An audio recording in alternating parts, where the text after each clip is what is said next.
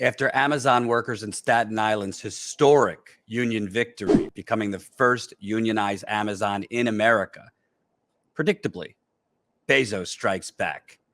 As expected, Amazon is going to challenge the results of the Amazon labor union's victory, which was pretty much a landslide, winning by hundreds of votes in favor of the union.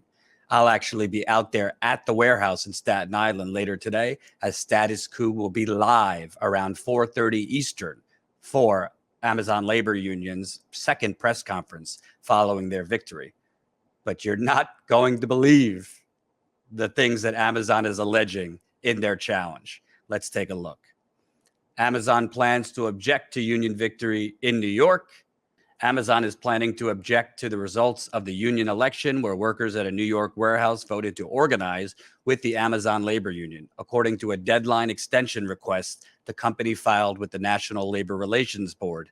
In the document, which you could read in full below, Amazon says that it's gathering evidence to show that the union, quote, threatened employees to coerce them into voting yes, electioneered and interfered with employees waiting in line to vote, and threatened immigrants with the loss of benefits if they did not vote.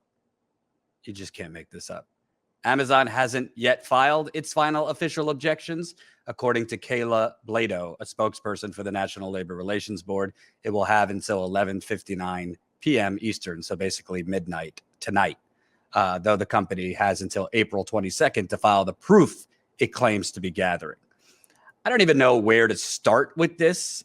First of all, it's kind of comical that Amazon, Status Coup was on the ground for over a year covering Amazon labor union, Christian Smalls, other Staten Island workers on the ground organizing. We were there in the cold, the heat, thunderstorms, speaking to the workers when it wasn't clear whether they were going to win. But what was clear is it was Amazon was the one threatening and coercing workers to vote no, not the Amazon workers trying to unionize. Specifically, I spoke with many workers who told me that Amazon's union busting consultants, that they spent nearly $5 million bringing in from out of state into the warehouse, would pull workers aside to basically tell them, well, if this union passes, we might have to cut hours. We might have to lay some people off. Benefits might not be so wonderful. Isn't that the actual threats and coercions that were going on? Amazon labor union and the workers trying to organize did not threaten workers. There is zero evidence of that. And I'm sure whatever Bezos and his gang conjure up will be laughable. The other thing that they threatened employees or electioneered and interfered with employees waiting in line to vote. I mean, I was out there. I was outside the tent, but it looked pretty simple. There were many attorneys from Amazon inside the tent where voting was going on, and there were legal observers from Amazon labor union in there. As far as I know, workers went in, they stood online, they voted. I know of no evidence that Amazon labor union workers and organizers were online electioneering. Again, we do know Amazon was electioneering pretty much for a year, including in the final days, calling workers at their home, pushing them to vote no, sending them mailers in the mail, pushing them to vote no, doing daily mandatory union busting sessions where some workers had to sit through these propaganda sessions 10, 11, 12 times for a half hour a pop, listening to this propaganda about union dues, and this union is just trying to create a business to make money. That is the electioneering. And by the way, the National Labor Relations Board yesterday came out saying, gee, they're finally going to enforce labor law and trying to ban these daily mandatory union busting sessions, which Starbucks, Amazon, and other companies use, calling them training sessions. And the most laughable one is Amazon is saying that the Amazon labor union threatened immigrants with the loss of benefits if they did not vote. Who actually believes this complete nonsense? And once again, the only threats towards workers, immigrants, non-immigrants, was from Amazon. and consultants telling the workers, yeah, if this union passes, things are going to change. We might have to cut hours. We might have to lay people off, might have to restrict benefits. They're basically projecting all the terrible things they did and trying to project it onto the Amazon labor unions. I'm waiting with bated breath for Amazon's evidence.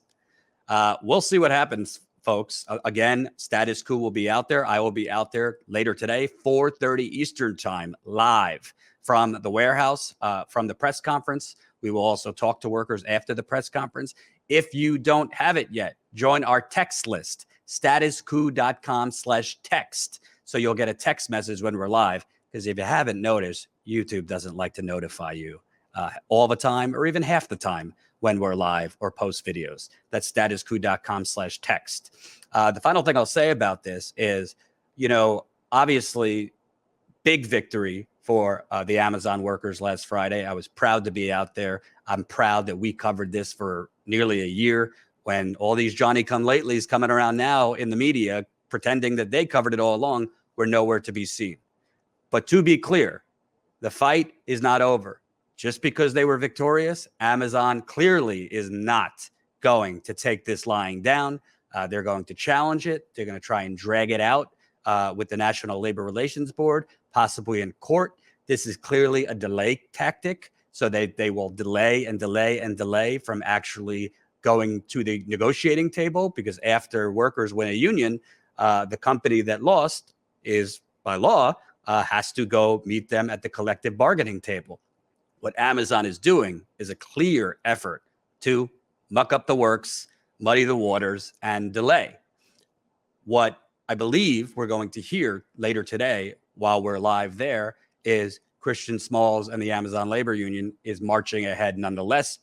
They've already talked about that they have heard from, as of yesterday, 50 other warehouses in America and overseas that now have interest in unionizing. And as we've seen with Starbucks, after that first historic victory, it has become a tidal wave, with nearly 200 Starbucks stores across the nation filing to unionize, and several more Starbucks successfully unionized yesterday. So Amazon could try and delay here, but I don't know if they're going to be able to play a game of whack-a-mole once you start seeing 1, 5, 10, 20, 50, 100 other warehouses filing for a union.